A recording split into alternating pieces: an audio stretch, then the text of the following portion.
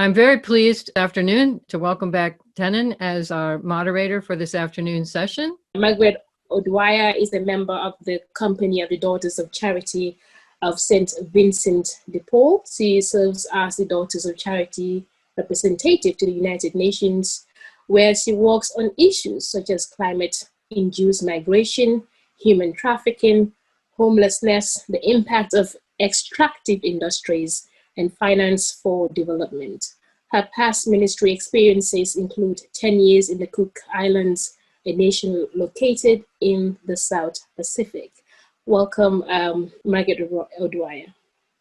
I'm so thrilled to be here, Tenman, and all of our guests today. It's so energizing to hear the collective stories of hope that move us forward. And inspired by the creative ideas, there's no limit to what we can do collaboratively to address environmental issues. So thank you very much for letting me be here. I hope that I don't breach any of your rules, Barbara. I'm going to mention a few realities, but hopefully I wind up with hope. Anyway, I was asked to weave together Vincentian values, Catholic social teaching, and the Sustainable Development Goals.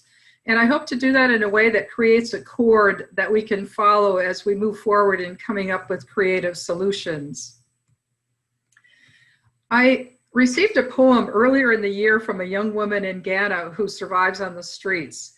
And the essence of her poem was, "Do you see me? Do you see me? Do you see that I'm considered a beast of burden? Do you see that I'm afraid at night because I don't have a safe place to stay? Do you see I might be hungry? Because if you did, you'd be motivated to do something."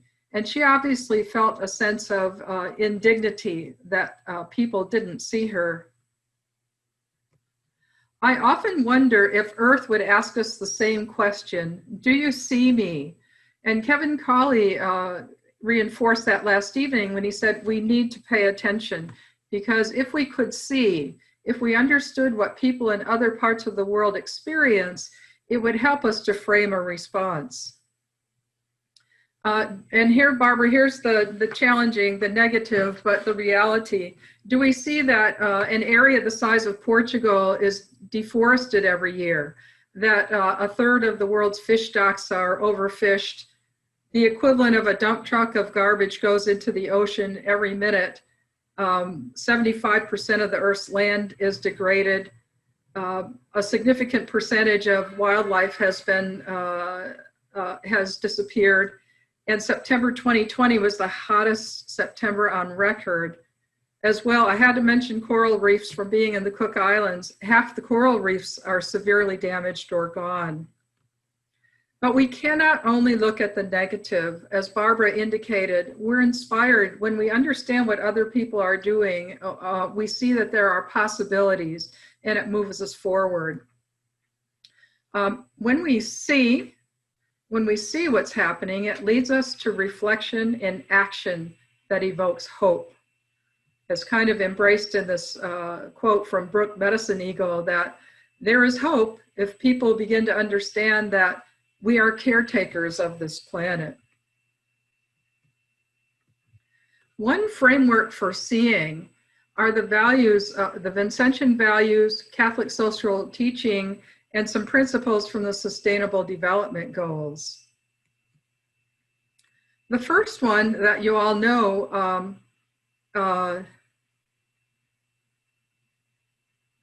the first one is that a concern for people experiencing poverty. So we understand the Vincentian value of focusing on services for persons experiencing poverty. And Catholic social teaching underpins that with the preferential option for the poor or persons experiencing poverty. But a very important Laudato Si concept is Pope Francis telling us that among the most abandoned and maltreated is Earth. Earth is among the poorest of the poor. That's a new concept for us as we reflect on where we go from here. In terms of the United Nations, it calls us to leave no one behind and calls us to reach those who are furthest behind first. This calls us to reflection, the Vincentian value of reflection and discernment, which also is embraced both at the UN and in Catholic social teaching. So one of our sisters, Loretta Gademeyer, says, what it means to be value-driven is to organizationally and individually seek the Creator's will. That requires reflection, like, what do I see? What does it call us to? How are others affected? How is Earth affected? What would the Creator do? And in Laudato Si, it has been mentioned before, the Pope calls us to conversion. So that conversion is to a greater understanding of our synergy with the rest of creation, how we are integrally linked. Wildlife, plants, animals are not utilitarian. When they thrive, we thrive. And the United Nations reflects in many situations through voluntary national reviews of how they're doing on the goals, many of their forums, and most recently, millions were polled to find out about what would they ask the UN to have as a priority. Urgency is another value. It is our Daughters of Charity motto. The charity of Jesus Christ crucified urges us. And Vincent de Paul was urged to take action every time he met, for example, an orphan, a galley slave who was hungry, or refugees. It's part of our Vincentian background. Pope Francis says, unless we act urgently, greenhouse gases would be a brutal act of injustice towards the poor and future generations. And then we have the Secretary General in March saying, time is fast running out for us to avert the worst impacts of climate disruption and protect our societies. And so he's essentially saying, let's act urgently. Stewardship obviously needs to be a value that we embrace as we make decisions and create hope in addressing climate change. Louise de Marillac often visited the different locations of our ministries to make sure there was financial accounting, but also stewardship of people, because she believed in people we see the face of God. And Pope Francis said in November 2014, we are not just masters. We are not masters, we are stewards of Earth. And the SDGs are all about, sustainable development goals are all about stewardship of people, ending poverty, ending hunger, ensuring people have health care and well-being, quality education, and gender equality. And then you get into the later SDGs that really are about stewardship of Earth. Clean energy, number 12, sustainable consumption, number 13, addressing climate change, 14, sustainable oceans, 15. 14 is sustainable oceans, 15 is life on land, getting at the afforestation and reforestation. We know that the Vincentians value systemic change.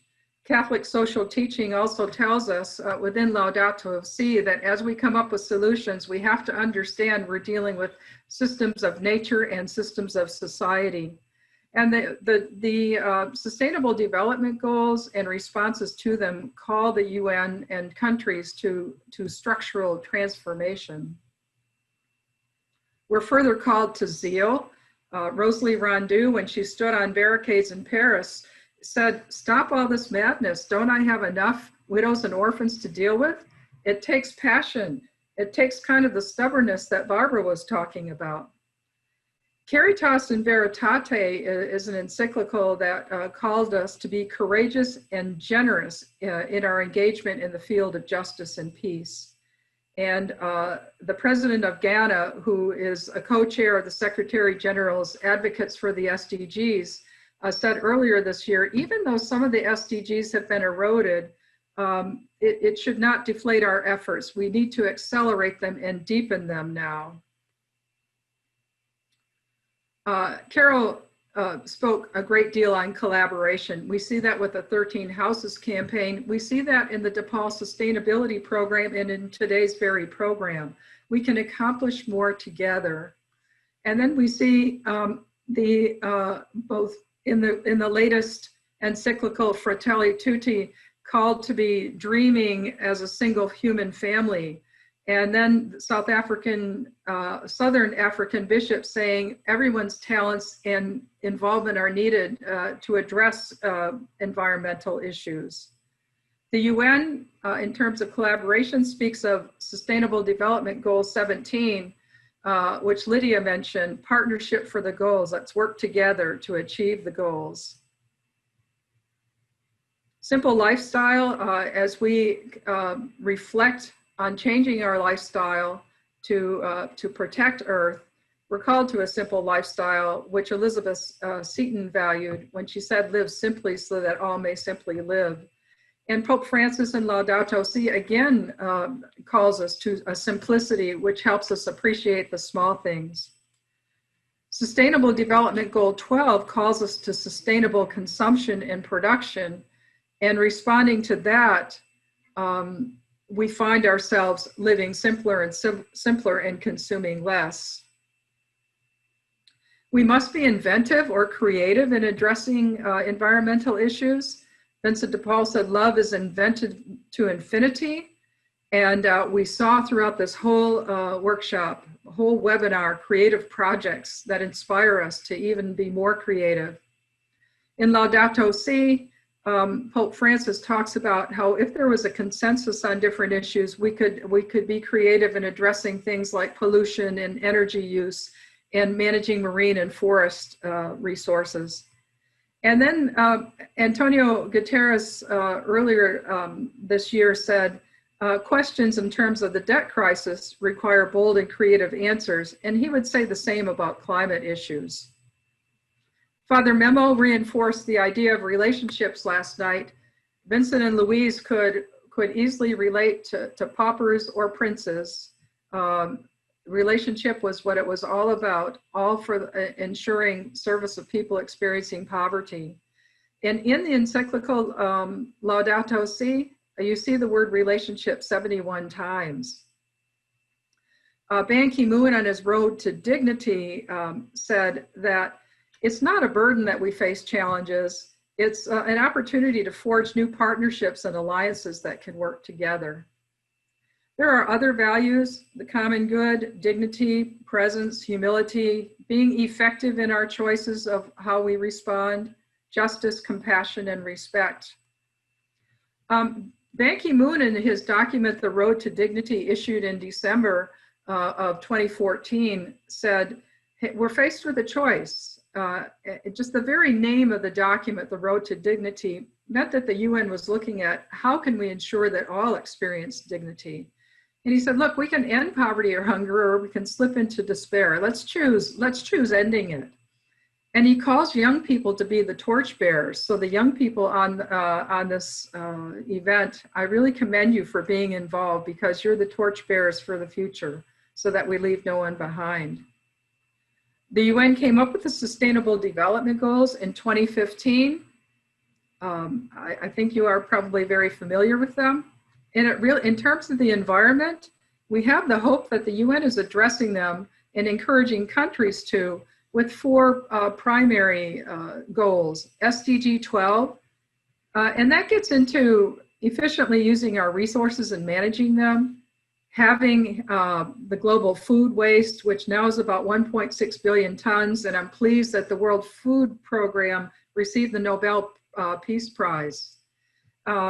It gets into how we deal with water and chemicals.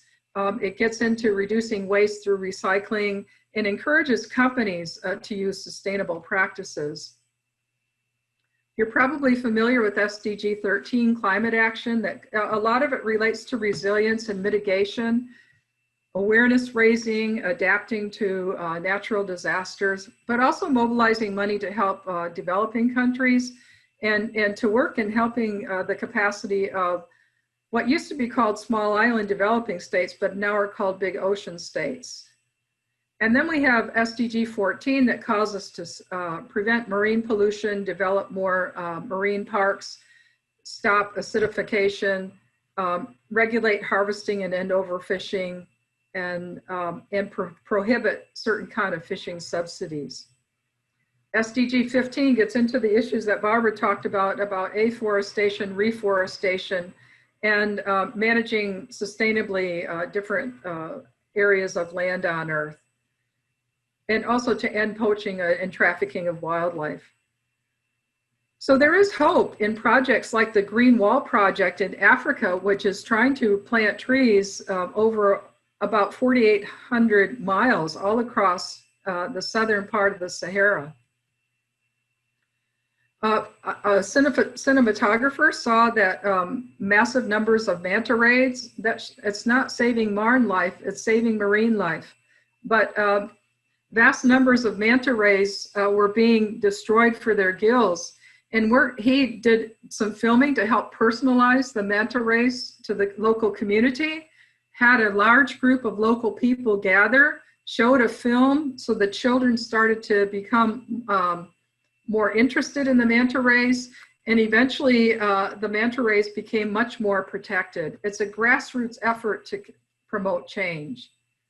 In New Zealand, there have been river rights given to the Whanganui River so that it can be represented in court.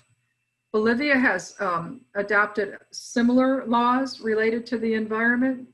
And it's heartening to me that local Maori people in New Zealand are able to help serve as guardians of the river. They know the best solutions, the best way to care. Barbara mentioned other signs of hope, like Costa Rica becoming 100% renewable. Tenman, you might be happy to know that among the countries that are at the top of the list trying to meet their carbon emission goals is Gambia. At Morocco as well. India is working hard, but has more to go. France recently passed a stimulus package where a third of it is going to greening the economy. Colombia is doing reforestation projects. I understand that coal plants could be closed by 2035 in the US. That's a hopeful thing. And all of the projects mentioned in this event lead us to hope. They fire us up for hope. Will we be bold? We're called to be bearers of good news, and that's to be bearers of hope. So I've just listed some of the projects. You know, what will we do? Will we support a clean water project? Will we work with refugees displaced by climate issues? Create an urban garden? Or support an indigenous community that's battling with encroachment? Will we divest from fossil fuels? Will we do a research project related to care of Earth? Will we have some serious talk with youth about their dreams for the future and what we might do? These are all possibilities. Many of them you're already doing, and even more. So how can we not have hope? In Laudato Si, it says, to sense each creature singing the hymn of its existence is to live joyfully in God's love and hope. So let's act now in hope so that every creature can sing to high heaven. Thank you. Thank you very much. Thank you, Margaret, for that equally beautiful presentation there. And you did say love is created to infinity. Just like to add, in the words of Buzz Lightyear from Toy Story, it's to infinity and beyond. I love that. Yes, and you mentioned Gambia. I'm from the Gambia, and I not too long ago came to the US. Just like to say, we take it upon ourselves, especially young people, because we understand the geographical location of our country. We have the coast on one side of the country, and we have the river going right in the center of the country. So we have issues with desertification on the north side of the country. We have problems with rising sea levels because the river is right in the middle of the country and we don't have that much land size. So we take it upon ourselves to make sure that we preserve our environment. And for a personal example, my husband is into building rental houses. And the one question we keep asking ourselves is, how do we make it more sustainable? How do we conserve energy? And because we're in a warm country, one thing we've decided to do is to have two double pane windows. So the window, the air in between, the space in between the two panes could, you know, conceal and cool the air down that's coming into the house, so we don't use so much energy in cooling the rooms down that we rent out. So, and that's just my part. We have young people working in reforestation, young people working in solar energy, and trying to make sure that we make the most out of our environment and use as well. This is just a brief example, and I'm sure there are case studies that out there that I wish I had looked into and then could share right now with you. Yeah, I say you're inspiring. Thank you. Thank you as well. So I'd like to open the floor now for anyone who has any questions to ask. I mean, it's definitely, there's hope in the presentations you've done. There's a huge message that, well, if we work together, we can definitely see the light at the end of the tunnel. I think we can even start seeing the light at the end of the tunnel. We just have to keep working together and for the better of the entire world. I mean, we have only one planet. If we mess it up, where do we go? Tenmuth, I just want to mention a friend of mine, June, and her husband, Andrew, who live in a remote Pacific island named Mauki. Mm-hmm. They decided to go totally sustainable. So they have their house, the garden next to them, they grow veggies, they fish for protein, they have a composting toilet, they compost their food, they have solar power, totally sustainable. And so they're an example to me that it is possible. Yeah, but as you just mentioned, they went remote. Most people feel they have to go remote in order to do that. So how do we bring that same concept into urban areas? So, I mean, you don't have to, you know, be away from your ideal environment in order to live a sustainable lifestyle. I just want to give this one little quote because Margaret reminded me of it when she talked about pay attention. And it comes from a Mary Oliver poem. And it's just a short line, and it says, "Instructions for living a life. Pay attention. Be astonished. Tell about it." Oh. Wow. Wow, that's really inspiring. Thank you very much, Sister CJ. I'd like to hand over back to Patricia and Amanda, and to my presenters. Thank you very much for your time. This was really inspiring, and I'm really happy to be here.